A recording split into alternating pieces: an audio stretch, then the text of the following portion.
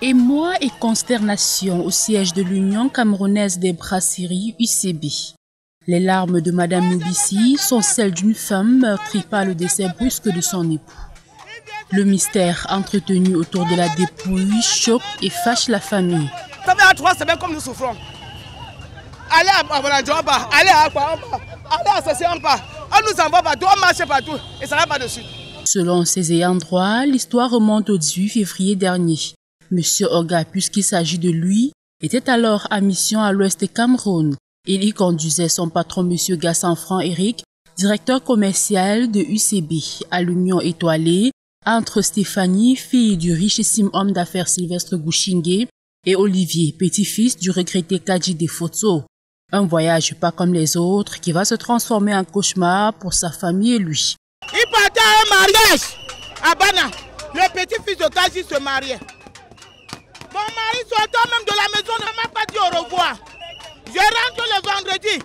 On me dit, ma papa est venu là prendre son sac, disant qu'il devait voyager. Je dis que c'est toujours quoi. Je l'appelle. Il dit que tu ne connais pas mon boss, hein? C'est toujours comme ça qu'il me m'amène. J'ai dit, mais il faut lui dire que tu es un père de famille. N'accepte pas tout à ce boss-là. Ah, Malès aussi, il a dit qu'on va voyager dans l'après-midi. Les dimanches, je vais rentrer. Je vais te rendre compte. Jusqu'aujourd'hui, dimanche n'est pas arrivé. Les dernières nouvelles reçues de lui font état de ce qu'il aurait eu un malaise dans un hôtel à Baganté, village natal de son patron. Il m'appelle, c'est moi qui est la première, il m'interpelle, je ne connais pas qui est ce numéro. C'est toi, maman, je dis oui. C'est toi, de la grande soeur de M. Oga, oui. Il a eu un malaise. Depuis ce matin, il se trouve à l'hôpital des districts de Baganté. Et que, ouais, il fait comme ça, il arrête le téléphone. Je n'ai pas le crédit, je suis dans la voiture pour un voyage. J'appelle sa femme l'appelle, prend le numéro, il appelle. Il dit que c'est Madame Oga qui est à la province. Il dit que oui, Madame Oga, bon.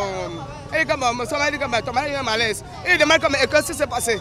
Est-ce qu'on peut courir pour le secourir là-bas? Il dit que non, c'est bon. Et comment il se dit que c'est bon. Selon l'épouse, après plusieurs demandes infructueuses, elles ont finalement pu voir le corps. Un constat amer s'est donc dégagé. Il aurait subi des sévices corporels. Je vois un trou au rein, des percils partout sur son corps.